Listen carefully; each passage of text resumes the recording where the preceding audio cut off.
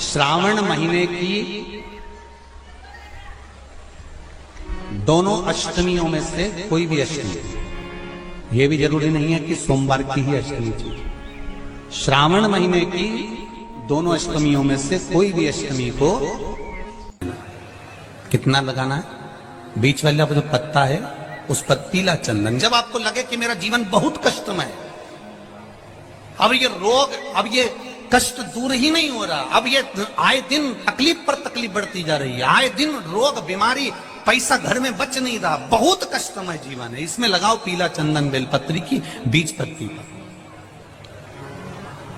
महाराज, और बीज पत्ती पर जब चंदन लग जाए, लगने के बाद में ये दोनों पत्ती पर लाल चंदन लगा लीजिए।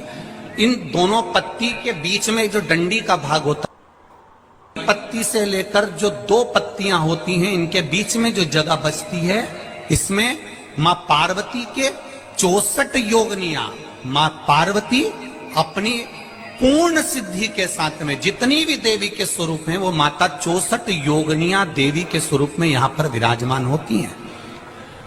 दो पत्ती के नीचे से जो डंडी होती है नीचे तक, ये पूरी डंडी में 33 कोटि देवी देवताओं विराजमान होते हैं इस पूरी डंडी के अंदर। तो ये बीच वाली पत्ती है, ये जो बीच वाली पत्ती का जो भाग होता है, इस पत्ती के भाग में शहद का प्रयोग कर कर, यहां पीला चंदन, लाल चंदन, शहद का प्रयोग कर कर, इसी तरह से पकड़कर ये बेलपत्री की जो डंडी है वो अशोक सुंदरी पर जब आप समर्पित करें, तो जहां से जल बहता है उस ओर पर इस पत्ती को चढ़ाकर केवल आपके हृदय की बात कहकर देवाधिदेव महादेव से कोई भी शिव जी का मंत्र, पंचाक्षर, नमः शिवाय, षडाक्षर, ओम नमः शिवाय, श्री शिवाय नमस्तुभ्यम, या महामृत्युंजय मंत्र, जो शिव का मंत्र हो आपके पास में, उसको बोलते हुए देवाधिदेव महादेव को धीरे धीरे जल की धार चढ़ाना प्रारंभ करो। जल की धार जब पूर्ण होने लगे, उसमें थोड़ा जल बचे, तब अशोक सुंदरी पर जो तुमने बेलपत्र चढ़ाई है, वहां उस जलधार को चढ़ाए। ये प्रयोग आपको केवल सोमवार की अष्टमी पढ़ने पर ही करना है। कौन से दिन करेंगे? जम के बोलिए जरा। सोमवार की अष्टमी पढ़ने। और धतूरे का फूल,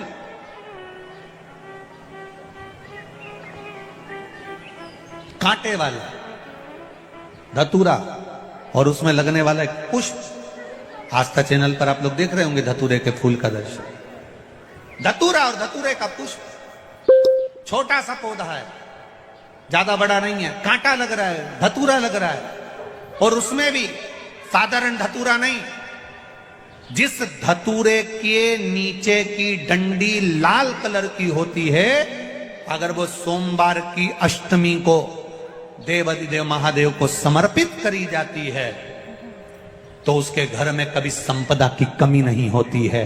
वो धतूरा है, साधारण नहीं है। धतूरे में भी लाल डंडी, जैसे धतूरा गोल होता है, उसके नीचे छोटी सी डंडी, देखा है आप लोगों ने? अरे देखी कि नहीं देखी? बोलो, धतूरा देखा है ना? धतूरे के अंदर एक नीचे छोटी सी डंडी होती है, जब तोड़ोगे तो वो डंडी का कलर अगर लाल है, वो डंडी का कलर अगर लाल है, और कभी हम तो कहेंगे जैसे बड़ी बीमारी जिसको हो जाती है, लीवर, किडनी, कैंसर आदि का आदि बड़ी बीमारियों से जो जूझ रहा होता है, प्रयास करो, प्रयास महामृत्युंजय का जाप कर कर, महामृत्युंजय का स्मरण कर कर, एक लाल डंडी का धतूरा प्रयास करना। एक धतूरा मिल जाए या 5 धतूरे मिल जाए, किसी भी एकांतेश्वर महादेव पर, जो शिव मंदिर एकांत में हो, जहां कोई जाता आता नहीं हो। वैसे तो अब बहुत मुश्किल है कि ऐसा मंदिर मिल जाए जहां कोई जाता आता नहीं हो, पहले की बात दूसरी है, अब बात दूसरी है। फिर भी कहीं आप रोड पे से निकल रहे हो, एकांतेश्वर महादेव अगर आपका दिख जाए, बहुत बीमारियों से ग्रसित हो, तो भी महामृत्युंजय जाप का स्मरण कर कर, या किसी विद्वत ब्राह्मण जन से महामृत्युंजय मंत्र का जाप कराकर, या भगवान शिव के मंत्र का जाप स्वयं कर कर, वो भी ना बने तो पंचाक्षर मंत्र नमः शिवाय, षडाक्षर मंत्र ओम नमः शिवाय या श्री शिवाय नमस्तुभ्यम जप कर वो लाल डंडी का धतूरा 5 एकांतेश्वर महादेव को आप समर्पित कर सकते हो। रोग थम जाएगा, जो दवाई खाओगे वो शरीर को लगना प्रारंभ हो जाएगी और आप स्वस्थ होने वाली थी सावन की पहली, और मालूम पड़ा कि वो कथा छत्तीसगढ़ की पवित्र धरा पर है। अर्थात भजन का बल, भक्ति का बल, स्मरण, ये सब खींच कर लाते। चुंबक देखिए आप लोगों ने, वो चुंबक को गंगा में रस्सी बांधकर गोताखोर डालते हैं और उसमें चिपकने वाला जो भी सामान होता है वो चिपक जाता है। लकड़ी नहीं चिपकती, कपड़ा नहीं चिपकता, प्लास्टिक नहीं चिपकता। वो चुंबक में जो चुंबकीय तत्व होते हैं वही चिपकते हैं।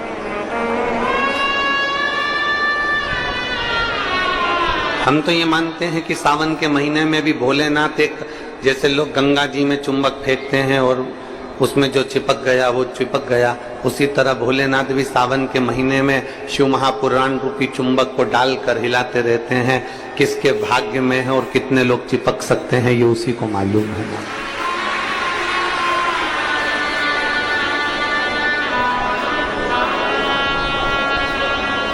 72 साल बाद ऐसा सावन आया है, और उस सावन में अगर भगवान की अविरल भक्ति हमारे मुख से हो रही है, भजन हमारे मुख से हो रहा है, कीर्तन हमारे मुख से हो रहा है, तो आप और हम तो सब शिव के चरणों के दास हैं।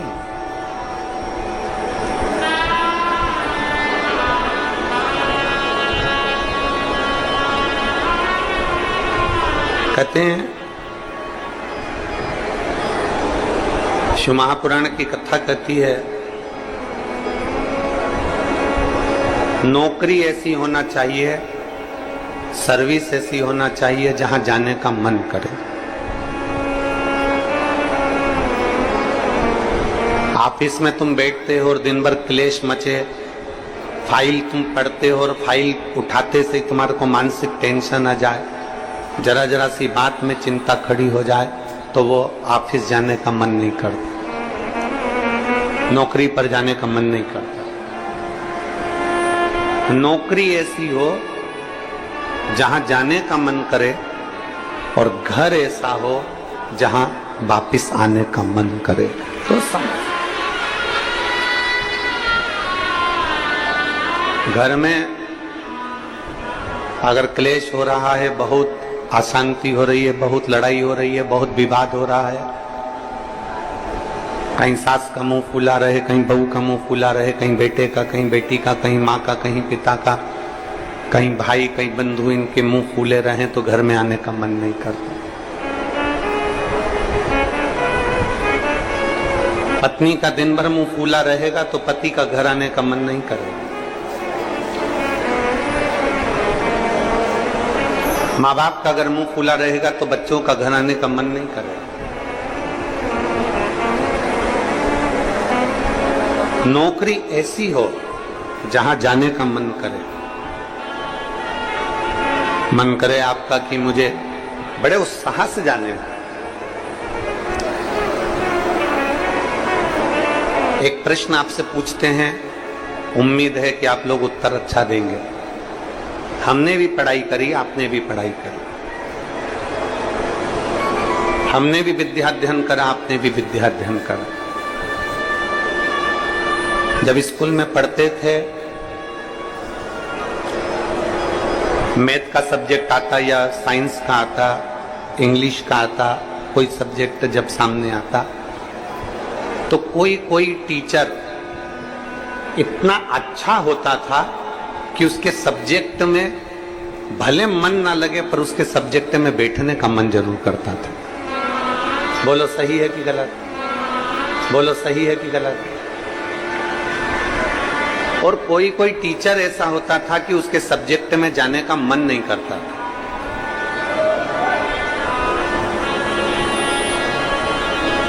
उनके सब्जेक्ट में जाने का मन नहीं करता। कोई टीचर इतना अच्छा, बहुत प्रेम से, बहुत स्नेह से, बहुत लाड़ प्यार से पढ़ाता है, बहुत स्नेह से पढ़ाता है, तो उसके यहाँ जाने का मन कर जाता है। हर हर महादेव। हमारे चैनल पे आप सभी का स्वागत।